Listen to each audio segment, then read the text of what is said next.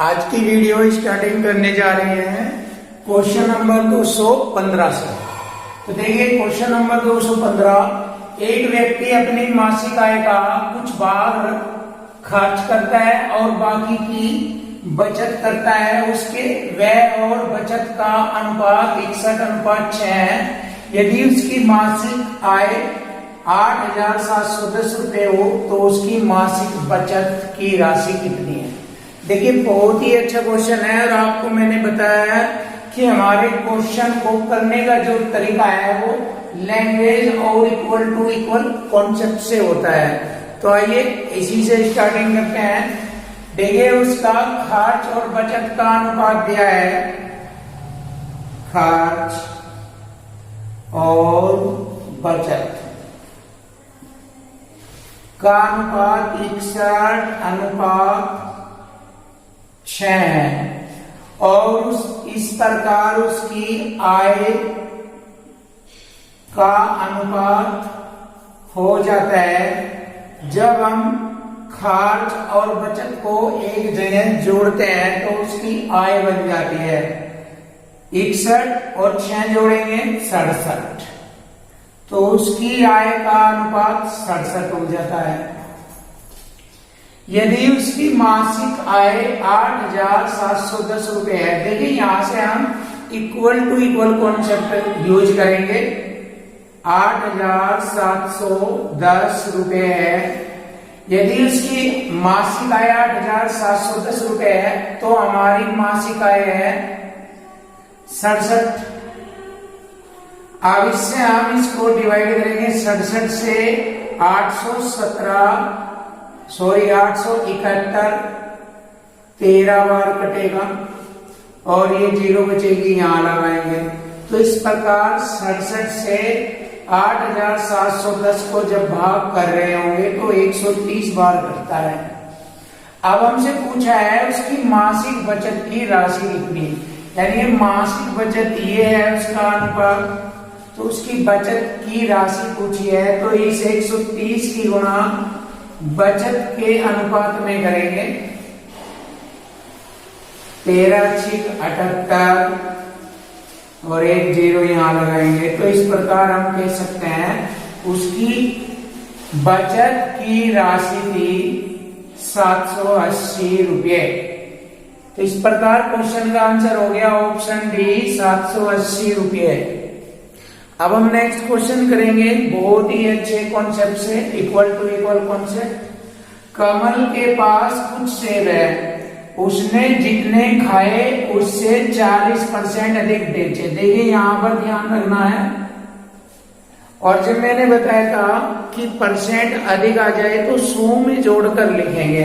तो कितने बेचे उसने, 40% अधिक, तो 100 में जोड़कर लिखेंगे 140% हो गए। यदि उसने 70 से बेचे हैं, देखिए विक्रय बराबर विक्रय, यहाँ 140% बिक रहा है, यहाँ 70 से बिक रहे हैं, हो गया इक्वल टू इक्वल, बराबर के बराबर।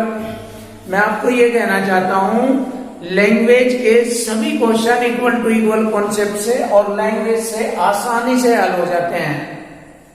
अब इसको हल करेंगे। देखिए बताइए कि उसने कितने सेब खाए, खाए गए सेबों की संख्या आ जाएगी, परसेंट की 2 0 यहां लगाएंगे। अब 140 से 705 बार कटेगा और ये 0 बचेगी, यहां पर लगा देंगे। तो इस प्रकार हम कह सकते हैं उसने 50 सेब खाए थे। तो क्वेश्चन का आंसर हो गया ऑप्शन सी 50 सेब। क्वेश्चन नंबर 217,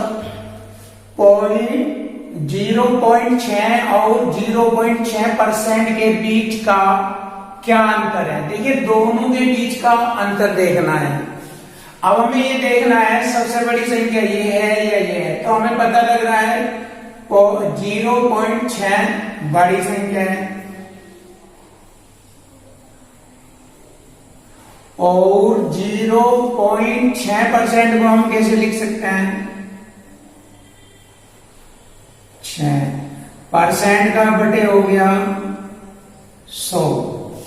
अब देखिए हम इसको यहां से भाग देंगे तो ये 2 अंक और आगे बढ़ जाएगा, यहां से 3 अंक छोड़कर दशमलव हो जाएगा। तो इस प्रकार 0.6% की वैल्यू बनती है ये।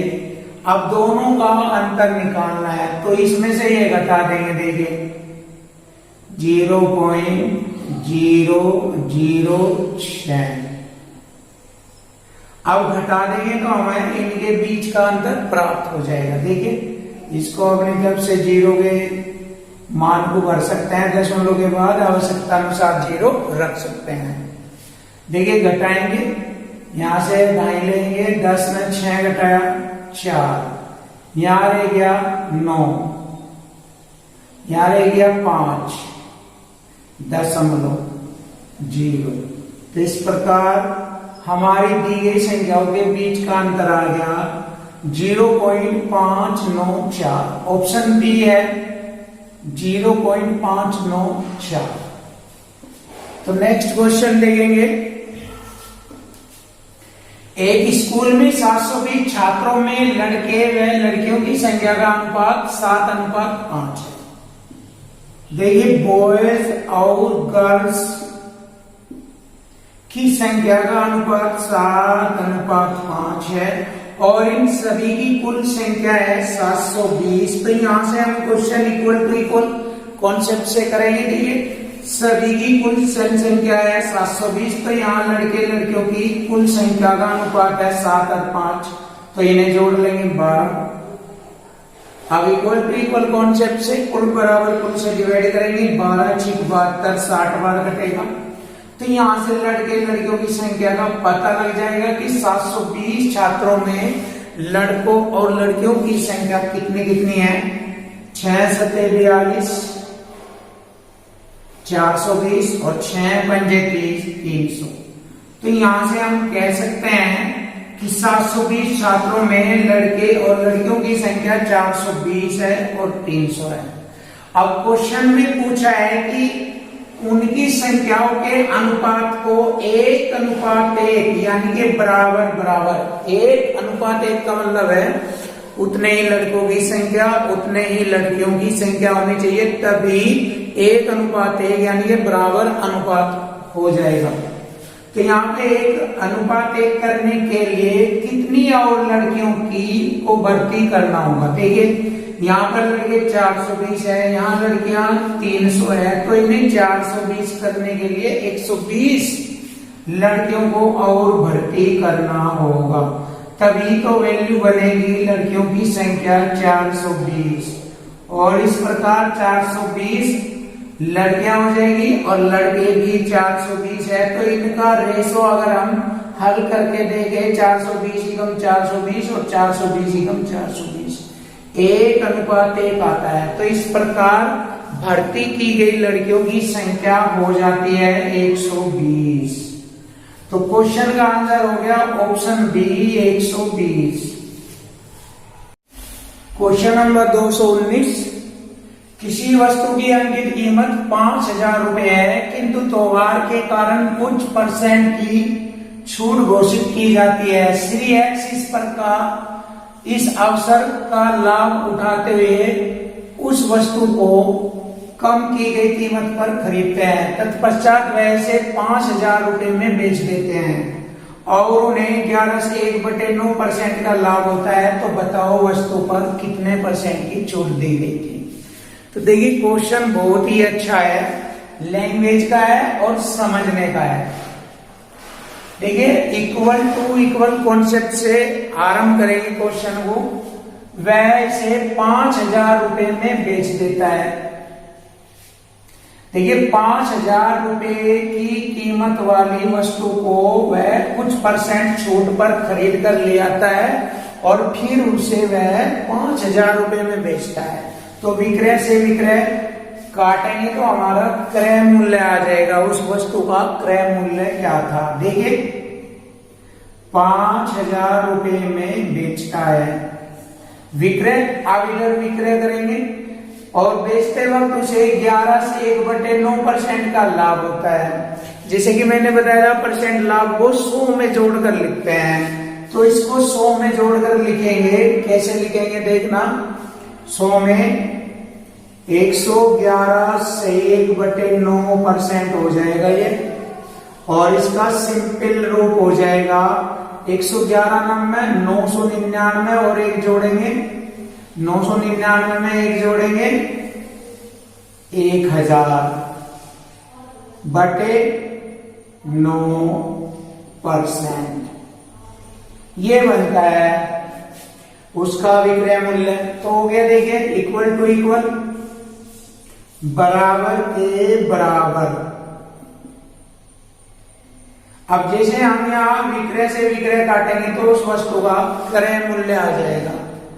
देखिए कैसे काटते हैं, 3 जीरो से हमने 3 जीरो काटी बहुत ही आसानी से, और 9 की गुणा 5 में करेंगे, 9 पंजे 45, और परसेंट की ये 2 जीरो बाद में यहां पर लगा देंगे। तो इस प्रकार हम कह सकते हैं वस्तु का क्रय मूल्य था 4500 रुपए, खरीदी गई थी वह 4500 रुपए में, और बेच रहा है उसको 5000 रुपए में। तो देखिए 500 रुपए का लाभ हो रहा है उसे, और जो ये लाभ हो रहा है वही उसका छूट परसेंट कहलाएगा। आप देखिए निकालते हैं छूट परसेंट, 5000 रुपए पर 500, 500 का जो लाभ है यही छूट कहलाएगा। 100 की गुणा परसेंट का चिन्ह। अब हम इसको हल करेंगे। देखिए 1 2 3 जीरो से हमने 1 2 3 जीरो काट दी, और 5 से 50 को काटेंगे, 5 दाई 50, 10%। तो इस प्रकार उस वस्तु पर 10% की छूट दी गई थी। तो क्वेश्चन का आंसर हो गया ऑप्शन ए 10%। बहुत ही अच्छा क्वेश्चन था। अब नेक्स्ट क्वेश्चन करेंगे बहुत ही सुंदर तरीके से। यदि कलम की कीमत में 20% की कमी होती है, कीमत में बोला 20% की कमी, तब एक आदमी 100 रुपए में 10 कलम ज्यादा खरीदता है। देखिए 100 रुपए में 10 कलम, ये कीमत है 100 रुपए। 100 रुपए कीमत में 20% की कमी हो रही। देखिए कीमत में ही तो बोला उसने, कीमत में 20% की कमी होती है। तो देखिए यहाँ 100 रुपए में 10 कलम, तो देखिए 100 रुपए में जब वह खरीदने लगा कलमों की कीमत को, 100 रुपए में जब खरीदने लगा तो उसे 20% की कमी होती है इस पर, और जिसके कारण उसे 10 कलम ज्यादा खरीदनी पड़ती है, यानी 10 कलम अधिक खरीद लेता है। या तो 10 से भाग कर देंगे या बराबर कर देंगे ऐसे। यहाँ देखो यहां से भी इक्वल टू इक्वल बनता है, और अगर बराबर से नहीं करेंगे बटे करेंगे, क्योंकि गुणा का मान बटे में ले जाएंगे। बटे भी इक्वल टू इक्वल कॉन्सेप्ट को ही प्रदर्शित करता है। चाहे यहां पर लिख लीजिए आप इसको। अब बटे में इसलिए लिखेंगे या बराबर में इसलिए लिखेंगे, प्रत्येक कलम की नई कीमत आ जाएगी। जब 10 कलम से भाग देंगे 1 कलम की कीमत आ जाएगी। अब हम इसको हल करेंगे। देखिए परसेंट से ये 2 जीरो कट जाएगी, और 10 से 20 को भाग करेंगे, 10 दूनी 20, 2 बार घटेगा। तो इस प्रकार प्रत्येक कलम की नई कीमत थी 2 रुपये। ऑप्शन बी है 2 रुपये। Question number 221। किसी संख्या में 60% की कटौती करने के बाद, देखिए अगर कोई संख्या 100% होती है यानी कि 100 होती है, तो 100 में 60% की कटौती करने के बाद यानी 60% कम करने के बाद 40% यानी 40 रह गई, 40 रह गई, और बची हुई जो 40 है, बची हुई संख्या में फिर से 15% की कटौती हो गई। 40 का 15% होता है 6, 40 का 15% होता है 6, 6 की और कटौती हो गई तो अब कितना बच गया? देखिए 40 में से 6 और घट जाएगा तो 34 रह जाएगा, 34 यानी कि 34%। अब यहां हम इक्वल टू इक्वल कॉन्सेप्ट को यूज करेंगे, शेष बराबर शेष। इधर कह रहा है 1428 शेष बचता है, 1428 शेष बचता है, और इधर हम कहेंगे 34% शेष बचता है। देखिए अभी आपको बताया 34% कैसे बचा। अब एक बार वो रिपीट कर रहा हूं, 100% में से 60% की कटौती करना, यानी कि 60 की कटौती कर देना, 40 बच गया। 40 को हम 40% कह सकते हैं या 40 कह सकते हैं 100 के अकॉर्डिंग। अब 40 में से फिर उसने 15% की कटौती फिर करती, 40 का 15% हो गया 6 की और कटौती हो गई। 40 में से 6 घटने के बाद वह 34 रह गया, 34 का मतलब 34%। अब इसको हल करेंगे, देखिए 17 दूनी 34, 17 से काटेंगे, 17 8 136, 6 बच गए, हो गया 68, 17 चौका 68 कट गया, 2 से काटा 42 बार, और परसेंट की 2 जीरो ये लगेगी। तो इस प्रकार आरंभिक संख्या थी 4200। ऑप्शन ए है आरंभिक संख्या 4200। अब नेक्स्ट क्वेश्चन करेंगे, बहुत ही अच्छा क्वेश्चन। एक शहर में पेड़ों की संख्या 17,640 है। देखिए 17,640 है फिलहाल पेड़ों की संख्या वर्तमान में। यदि पेड़ों की संख्या में 5% की वार्षिक दर से वृद्धि होती है, यानी एक साल में 5% बढ़ जाता है, और जैसे कि मैंने बताया था यदि परसेंट वृद्धि गए तो 100 में जोड़कर लिखते हैं, तो एक वर्ष में 105% हो जाता है। पूछा है उसने तो 2 वर्ष पहले पेड़ों की संख्या कितनी? देखिए इक्वल टू इक्वल कॉन्सेप्ट से ट्री आएंगे पेड़ों की संख्या। पहले साल 5% बढ़ेगी, 105/100, फिर अगले साल 5 बढ़ेगी, फिर 105/100। इस प्रकार इसको हल करेंगे। देखिए 5 से इसको मैंने 20 बार काटा, और 5 से 21 बार, 5 से 21 बार, और 5 से 20 बार। अब इसको देखिए 21 से काटते हैं या 7 से काटेंगे, 7 के 21, और 7 दूनी 14, 3, 7 पंजे 35, 7 दूनी 14 या 0 काटते हैं। 21 से काटते हैं, 21 सी कम 21, 4 बज के हो गए 42, 21 दूनी 42, 0। अब 3 से भी कटेगा, 3 चौक 12, 40 बार घटा। अब देखिए यहाँ 20 गुणा 20 400 होता है, 400 की गुणा 40 में करेंगे, 400 गुणा 40, देखिए 400 गुणा 40 16,000। तो 2 वर्ष पहले पेड़ों की संख्या थी 16,000। बहुत ही आसानी से और सुंदर क्या है, देखिए क्वेश्चन का आंसर हो गया 16,000। क्वेश्चन का ऑप्शन आंसर हो गया ऑप्शन सी 16,000। क्वेश्चन नंबर 223 बहुत ही अच्छा क्वेश्चन है, देखिए ध्यान से। ए बी सी 3 छात्र है। ए को बी से 18% अधिक अंक तथा सी से 12% कम अंक प्राप्त होते हैं। यदि बी को 220 अंक प्राप्त होते हैं तो सी के अंक बताइए। बहुत ही अच्छा क्वेश्चन है। देखिए ए कंपेयर कर रहा है बी से और सी से, तो ए को बीच में लिखेंगे, देखना ए बी और सी। ए को बी से 18% अधिक अंक, देखिए 100, अगर बी को 100% मिला है 100, तो ए को 18% अधिक 100 में जोड़ के लिखेंगे 118, तथा ए को सी से 12% कम अंक मिले हैं। देखिए ए को सी से, अगर सी को 100 मिले हैं तो ए को 12% कम, यानी कि 88। अब इनको यहां से जेड पोजीशन से इनका रेशो फाइंड कर लेंगे। देखिए पहले इसको छोटा करेंगे, 4 से मैंने इसको काटा 22 बार, 4 से इसको 25 बार, और 2 से इसको 50 बार काटा, और 2 से इसको 59 बार। अब यहां पर जेड पोजीशन का यूज करेंगे ऐसे, देखिए इसकी और इसकी गुणा करेंगे, 22 पंजे 110 और 1 0।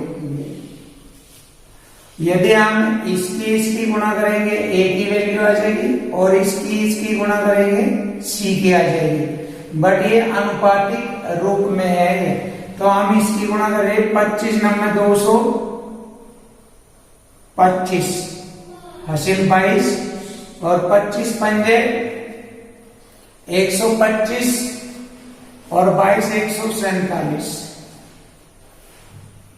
तो देखिए यहां पर पूछा है बी को 220 अंक प्राप्त होते हैं, सी के अंक बताएं। तो देखिए हमारे पास equal to equal concept use करेंगे बहुत ही अच्छी तरीके से। तो यहां पर कर रहे हैं, देखिए यहां से कर लीजिए, देखिए यहां से करते हैं। बी का रेशो कितना है यहां पर 1100। तो इक्वल टू इक्वल कॉन्सेप्ट करेंगे। बी का रेशो है 1100 और यहां इसकी वैल्यू दी है 220। देखिए बी की वैल्यू 220, यहां बी का अनुपातिक मान है 1100। इक्वल टू इक्वल करेंगे तो सी का अंक बताए, तो सी के अनुपातिक मान की गुणा करेंगे, सी का आ जाएगा 1475। अब हम इसको आसानी से हल करेंगे। 220 पंजे 1100 और 5 से भाग करेंगे, 5 दूनी 10, 4 बज गए हो गए 47, 5 नम 45, 2 बज गए हो गए 25, 5 पंजे 25। तो इस प्रकार सी को प्राप्त अंक हुए 295। बहुत ही प्यारा क्वेश्चन था ये, ऑप्शन बी है 295। अब नेक्स्ट क्वेश्चन करेंगे बहुत ही अच्छा। यदि प्याज का मूल्य 24 रुपए प्रति किलोग्राम से 36 रुपए प्रति किलोग्राम हो जाता है, देखिए 24 से बढ़कर 36 हो जाता है, इनको सरल करके छोटा अनुपात में लिखेंगे। 12 दूनी 24, 12 के 36। यहां से पता लग रहा है एक बढ़ गया, एक रेशो में एक बढ़ गया। तो एक गृहिणी को प्याज की खपत कितना % कम करनी चाहिए ताकि खर्च ना बढ़े। ठीक है, अगर उसे खर्च नहीं करना तो उसे वापस आना है। तो देखिए 2 से 3 हो गया था, 1 बढ़ा तो वापस 1 घटा देंगे 3 से, तो 3 पर 1 की कमी कर देंगे और यही % कमी को दर्शाएगा। तो यहां से आपको पता लग गया 1/3% कहलाता है, मैंने बताया था आपको 33.33% या 33 से 1/3% कह सकते हैं। तो हमारे क्वेश्चन का आंसर हो गया ऑप्शन बी 33.33%। क्वेश्चन नंबर 225 बहुत ही अच्छा क्वेश्चन है। एक बेलन की त्रिज्या में 25% की वृद्धि और ऊंचाई में कितने % की कमी करनी चाहिए ताकि बेलन का आयतन समान रहे। देखिए बहुत ही प्यारा क्वेश्चन है। जैसे बेलन की त्रिज्या 100 से 25% वृद्धि होने पर 125 हो जाती है। अब इनको सरल करके छोटे रूप में लिखेंगे, 25 चौका 100, 25 पंजे 125। क्योंकि यहाँ त्रिज्या है तो त्रिज्या में यहाँ वर्ग करेंगे, इसका 4 का वर्ग लिखेंगे, 4 का वर्ग 16 और 5 का वर्ग 25। तो यहाँ पर कितने % की ऊंचाई में कमी करनी चाहिए कि बेलन का आयतन समान रहे। तो देखिए इससे यहाँ कितने % की कमी कह रहा है। तो यहाँ से 25 से इसे 16 पर आना तो 9 की कमी करेगा ये। तो देखिए 25 पर 9 की कमी और % में पूरा 100 से गुणा % का चिन्ह, तो यहां से उसकी ऊंचाई में % कमी आ जाएगी। देखिए 25 चौका 100, 4 नम 36, 36% की कमी आ गई उसकी ऊंचाई में। ऑप्शन ए है 36%। या आप ऐसे भी कर सकते हैं। देखिए एक कॉन्सेप्ट और बता रहा हूं मैं आपको, इसे हल करने का एक और तरीका देखिए यहां पर, इसको मैं मिटा रहा हूं। देखिए इसको ऐसे भी कर सकते हैं, त्रिज्या R1 से R2 100 से 125 हो गई, 25 चौका 100, 25 पंजे 125 ऐसे। अब यहाँ पर कह रहा हूं ऊंचाई में कितने % की कमी करनी चाहिए ताकि बेलन का आयतन समान रहे।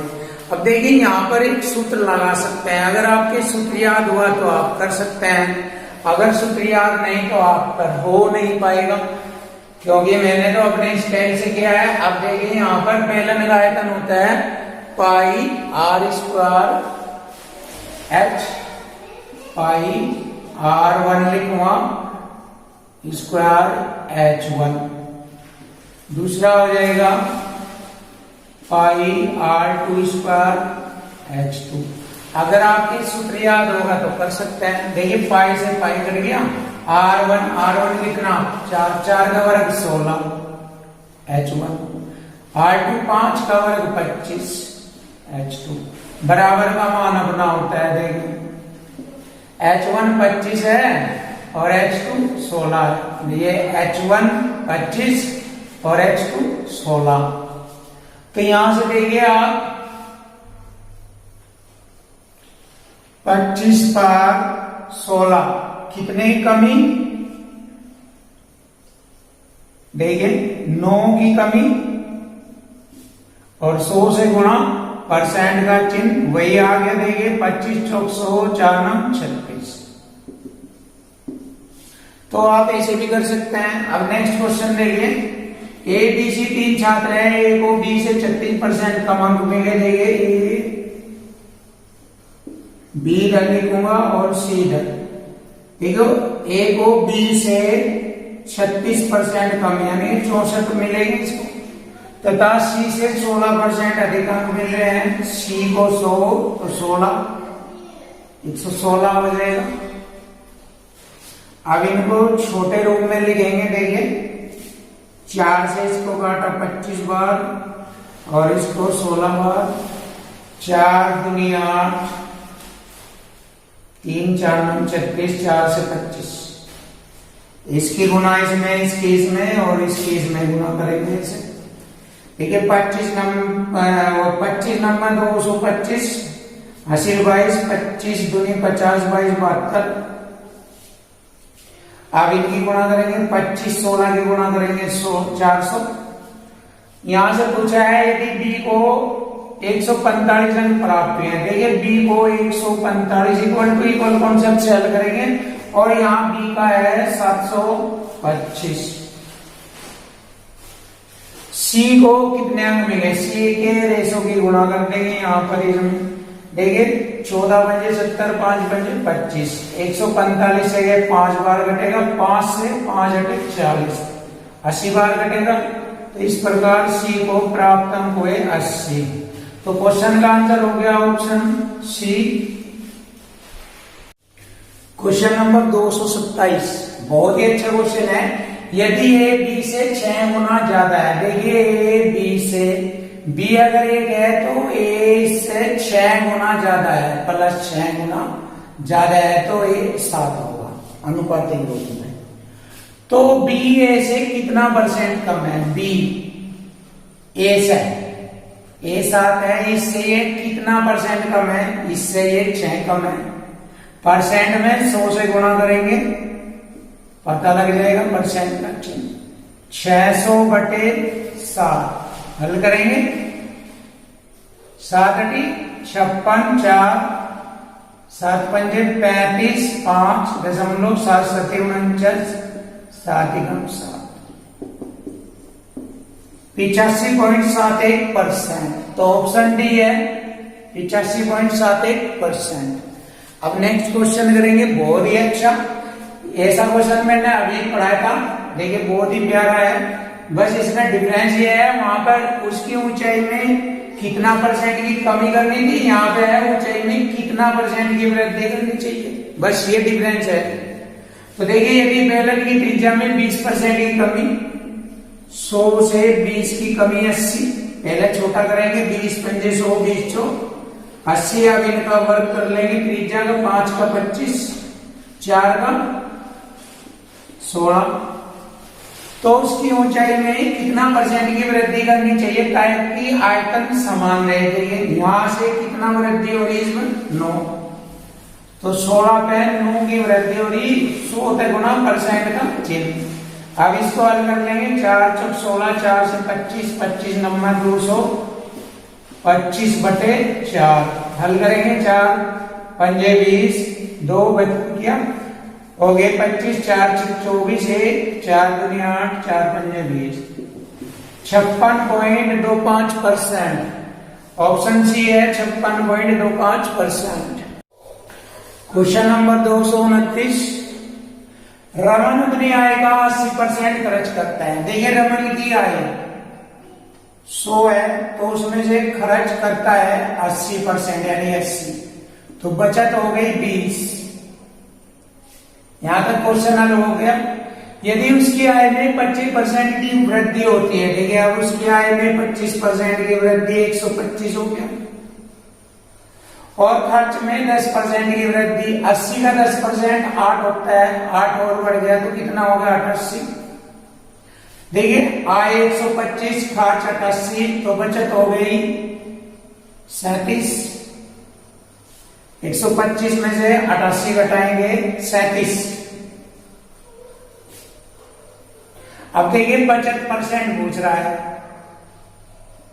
बचत में कितना परसेंट वृद्धि होगी, 20 थी अब 17, 37 हो गई, 17 बढ़ गई, 100 से गुणा परसेंट का चिन्ह, 20 पंजे 100, 17 पंजे 85, 17 पंजे 85%। ऑप्शन डी है 85%। अब नेक्स्ट क्वेश्चन देखते हैं, बहुत ही अच्छा है। परिणीता को गणित में विज्ञान से 30 अंक अधिक मिले हैं, यानी गणित में विज्ञान से ज्यादा मिले हैं, तो दोनों का अंतर, मैथ और साइंस का अंतर हो गया 30। उसे गणित में मिले अंक गणित और विज्ञान के अंकों के योग का 60%, यानी मैथ में मिले अंक मैथ प्लस साइंस के अंकों के योग का 60 और परसेंट का ये 100 हो गए। अब इनको रेशो को छोटा करेंगे, 20 के 60, 20 पंजे 100। मैथ के 3 है, देखिए मैथ का रेशो 3 है और साइंस का रेशो 2 हो जाएगा। देखिए देखो मैथ का 3 है और मैथ प्लस साइंस है, तो 3 में 2 जोड़ेंगे 5 हो जाएगा। मैथ और साइंस का रेशो आ जाएगा। तो उसके विज्ञान में कितने अंक थे, देखिए इक्वल टू इक्वल कॉन्सेप्ट से हल किया जाएगा। देखो दोनों का अंतर 30 है और हमारा यहाँ पर अंतर दोनों का 1 है, 1 से 30 को 30 बार करते हैं और साइंस में गुणा करेंगे यानी विज्ञान के रेशो में, तो विज्ञान में मिले अंकों का मान आ जाएगा 30 दूनी 60। तो विज्ञान में कितने अंक मिले थे 60। ऑप्शन डी है 60।